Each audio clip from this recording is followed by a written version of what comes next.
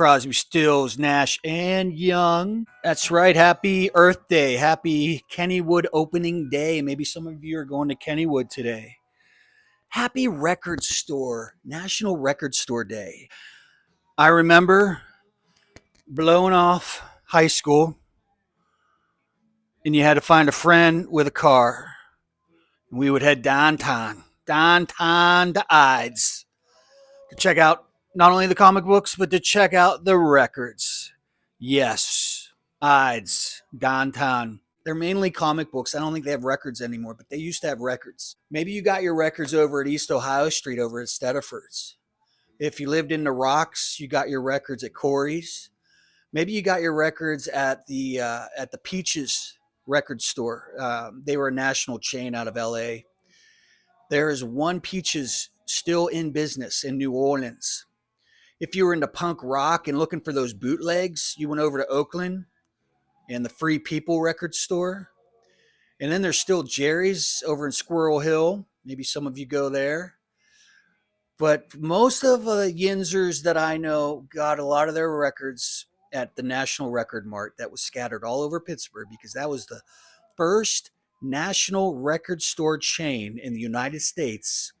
Started in Pittsburgh in 1937, a little store called the Jitterbug. If you lived in the North Hills like I did, you also went to Record-Rama where Jimmy Two Time worked. That guy, that privately owned collection, he claimed to have the largest record collection in the world. We moved on to cassettes and CDs, and I don't know if you remember Napster in 1999 came out and you started pirating music, and the cassette tape and the CDs put vinyl just about out of business, put Record-Rama out of business. But vinyl is back. Some vinyl record, like world record breakers, that's obviously Pink Floyd, Dark Side of the Moon. And then there is Michael Jackson's Thriller. I think every one of us had that record in high school. Rich or poor, white or black, we all had that record. Then there's Abbey Road Beatles, and then I don't know why, but Nirvana, their Nevermind album, that's because CDs and cassettes were out, but their album on vinyl is still like a record breaker. But the person who's busting the records now, she holds a lot of vinyl world records, is Tay Tay.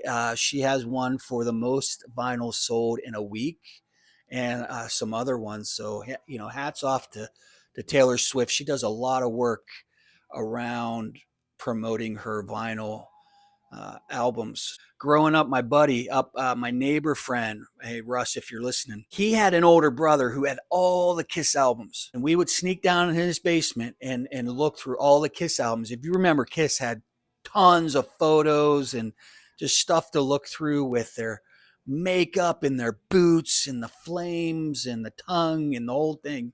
We would go down there for hours just looking over the Kiss albums. Gene Simmons blowing fire out his mouth, and if my mom knew, she would have given me a whooping. I would have gotten in a lot of trouble because I was just a little one.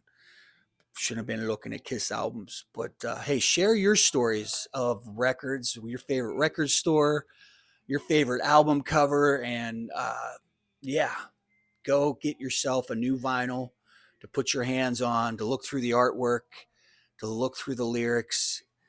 Happy Record Store Day.